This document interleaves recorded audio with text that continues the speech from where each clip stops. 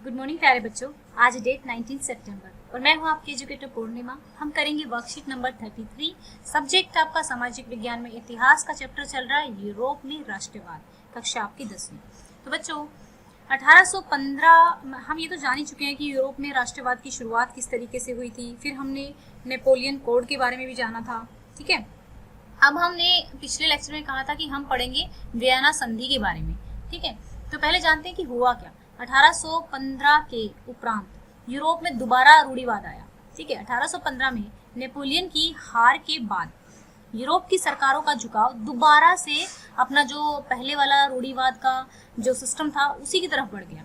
अपनी राजनीतिक विचारधारा के अनुरूप रूढ़िवादियों ने स्थापित संस्थाओं, रीति रिवाजों, परंपराओं को मान्यता दी एवं जो एकदम से जो चेंजेस हो रहे थे उनका विरोध किया। एक तरह से मतलब एकदम से जो चेंजेस नहीं लेके आने, उनका ये था कि धीरे धीरे विकास हो। ठीक है, इस परिप्रेक्ष्य में एक शिखर सम्मेलन रखा गया जिसे कांग्रेस कहा गया। ठीक है, और इसका आयोजन हुआ था वियना में। ठीक है, इस कांग्रेस का आयोजन ऑस्ट्रेलियन चांसलर ड्यूक मेटरनिक ने किया था। ठीक है, तो इनका काफी महत्वपूर्ण योगदान था यहाँ पर। इस कांग्रेस में वियना संधि पर हस्ताक्षर हुए थे, तो इसीलिए इसको वियना संधि कहा जाता है। अब 1815 में वियना जो संधि हुई थी, इसकी विशेषताएं थी, क्या क्या बातें हुई थी इसमें। फ्रांस में बुर्बो राजवंश को दोबारा स्थापित कर दिया गया। ठीक है, इसका मुख्य उद्देश्य था कि यूरोप में एक नई रूढ़िवादी व्यवस्था को कायम रखना। ठीक है, दोबारा से रूढ़िवादी व्यवस्था को कायम रखना। फ्रांस ने उन इलाकों पर आधिपत्य खो दिया था जो नेपोलियन ने जीते थे।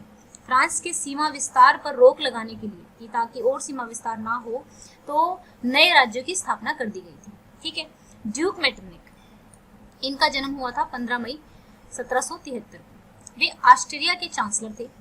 1814 से 1848 तक के काल में इन्होंने यूरोप की राजनीति में महत्वपूर्ण भूमिका निभाई। यूरोप के राजनीतिक हालातों पर टिप्पणी करते हुए कहा था कि अगर मान लो फ्रांस में कुछ होता है ना, तो पूरा यूरोप हिल जाता है। तो इन्होंने इसको कुछ इस तरीके से कहा था कि यदि फ्रांस छींकता है तो पूरे यूरोप को जुकाम हो जाता है। वियना संधि में इनकी महत्वपूर्ण भूमिका थी। नेपोलियन युद्ध के बाद यूरोप की पुनर्रचना एवं पुराने राजतंत्र, रूढ़िवादी तंत्र को दोबारा से स्थापित में उन्होंने बहुत सक्रिय भूमिका निभाई थी। ठीक है, लेकिन फिर क्या होता है, ये जूसेपी मेत्सनी जो है, इनका जन्म होता है 1807 में। ठीक है, जेनोवा में हुआ था। कुछ समय बाद वह कार्बोनारी में गुप्त संगठन के सदस्य बन गए, यानी कि एक सीक्रेट ऑर्गेनाइजेशन थी, उसके सदस्य बने। 24 साल की युवावस्था में लिगुरिया में क्रांति करने के लिए उन्होंने जब क्रांति की तो 1831 में उनको देश से निकाल दिया गया। लेकिन उसके बाद भी वो नहीं माने, उन्हें 2 और भूमिगत यानी कि जो अंडरग्राउंड होके जो संगठन होते हैं उनकी स्थापना की। पहला था मार्सेई में यंग इटली और दूसरा था यंग यूरोप बर्न में। ठीक है, मेत्सेनी तथा राजतंत्र का जोरदार विरोध एवं उसके प्रजातांत्रिक सपनों ने रूढ़िवादियों के मन में भय भर दिया था। मतलब अब क्या, वो दोबारा ये चाहता था कि दोबारा से प्रजातंत्र आए, दोबारा से लोगों की बात सुनी जाए। तो वो अब इनका जो राजतंत्र था उनको विरोध कर रहा था, तो इसलिए इनको ये बड़ा खतरा लगता था। इसके बारे में आगे पढ़ेंगे अगली वर्कशीट में। अब मेटरनिक ने उसे हमारी सामाजिक व्यवस्थाओं का सबसे बड़ा खतरा और दुश्मन माना है, क्योंकि भाई आपके राजतंत्र का ये विरोध कर रहा है तो आप तो ये बात कहोगे ही, है ना। अब इसकी विशेषताएं देख लेते हैं। आसान से क्वेश्चन है, एक बार देखते हैं। तो पहला क्वेश्चन है हमारा, वियना संधि की प्रमुख विशेषताओं का वर्णन कीजिए। वियना संधि की प्रमुख विशेषताएं, इसका मुख्य उद्देश्य यूरोप में एक नई रूढ़िवादी व्यवस्था को कायम करना था। फ्रांस में फिर से बुर्बो राजवंश की स्थापना हुई। फ्रांस ने नेपोलियन के समय में जीते गए क्षेत्रों से अपना आधिपत्य खो दिया। यहाँ पे आधिपत्य खो दिया। फ्रांस में अपना सीमा का विस्तार न करके इसके लिए उसकी सीमा पर नए राज्य बनाए गए ताकि और विस्तार ना हो। ठीक है, अब अगला क्वेश्चन क्या है, मेटरनिक की भूमिका का वर्णन करना है। ये ड्यूक मेटरनिक ऑस्ट्रिया के चांसलर थे। वियना की संधि में इनकी प्रमुख भूमिका थी। नेपोलियन युद्ध के बाद यूरोप में दोबारा से रूढ़िवाद तंत्र की पुनर्स्थापना, तो ऐसे वर्ड ना यूज करके दोबारा भी लिख सकते हैं, दोबारा स्थापित करना भी लिख सकते हैं, इनकी सक्रिय भूमिका थी। ठीक है, अब कोशिश करना कि इन वर्डों को थोड़े जो मुश्किल है, जैसे ये हैं, इनको थोड़ा सा ध्यान से देखो ताकि आपको ये याद हो जाए, क्योंकि बार बार ये यूज होंगे तो आपको लिखने में मुश्किल नहीं होगी। ठीक है, मेटरनिक ने जूसेपी मेत्सनी को हमारी सामाजिक व्यवस्थाओं का सबसे खतरनाक दुश्मन क्यों माना। वे किस समाज की व्यवस्था की बात कर रहे थे। मेत्सनी ने राजतंत्र का पुरजोर विरोध किया था, तो ये राजतंत्र की ही बात कर रहे थे। प्रजातांत्रिक व्यवस्था के अपने सपने से रूढ़िवादियों के मन में भय भर दिया था। इसलिए मेटरनिक ने जूसेपी मैत्सनी को हमारी सामाजिक व्यवस्थाओं का सबसे बड़ा खतरा। मेटरनिक रूढ़िवादी सामाजिक व्यवस्थाओं की बात कर रहे थे। रूढ़िवादी जो व्यवस्थाएं थी, या फिर आप यहाँ पर ये भी लिख सकते हैं कि मेटरनिक जो है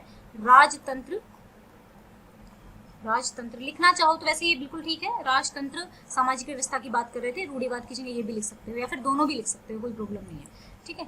नेक्स्ट लास्ट क्वेश्चन है हमारा, नेपोलियन युद्ध के उपरांत यूरोप में क्या क्या परिवर्तन हुए थे। तो एक तो ये हुआ था 1815 में नेपोलियन की हार के बाद यूरोप में रूढ़िवादिता की दोबारा से स्थापना हो गई थी, ठीक है। रूढ़िवाद द्वारा तीव्र परिवर्तन के स्थान पर कार्मिक विकास पर जोर दिया जाने लगा था। यूरोप में कई नए राज्यों का गठन हुआ था। तो ये थी आज की हमारी वर्कशीट। आई होप आप लोगों को अच्छे से समझ में आ गया होगा। ये संधि आपको याद करनी है, आपके 2 ही चैप्टर आएंगे। तो एक तो ये वाला यूरोप में राष्ट्रवाद, और एक आपका नेशनलिज्म इन इंडिया। तो उसके तो हम काफ़ी कुछ कर चुके हैं। हमने शुरू वाली वर्कशीट्स में किया था, हिस्ट्री में ऐसा ही होगा, आंदोलन, नॉन कोऑपरेशन मूवमेंट। शुरू वाली जो हमारी वर्कशीट थी, 8वीं 9वीं वर्कशीट थी, उसमें हमने बहुत सारा पढ़ लिया था। तो उसमें काफ़ी कुछ दिया हुआ था, आप लोगों ने नहीं की है तो वो एक बार कर लेना, ठीक है। और कमेंट करके ज़रूर बताया करो कि कितना समझ में आता है। अगर आपको हमारे पढ़ाने का तरीका पसंद है तो आप वीडियोस को लाइक कर सकते हैं, चैनल को सब्सक्राइब कर सकते हैं, क्योंकि आपके लाइक करने से हमारा मोटिवेशन बढ़ता है और ज़्यादा अच्छी वीडियोस और ज़्यादा इजी वे में समझाने के लिए हम और कोशिश करते हैं, क्योंकि आप लोगों के लाइक हमें मोटिवेट। दूसरी बात, आप लोगों का कोई भी डाउट तो आप कमेंट बॉक्स में लिख सकते हैं, और साथ में अपनी क्लास जरूर लिखें ताकि हमें पता लगे कि किस लेवल का कंसेप्ट आपको समझाना है। Thank you, have a nice day, may God bless you.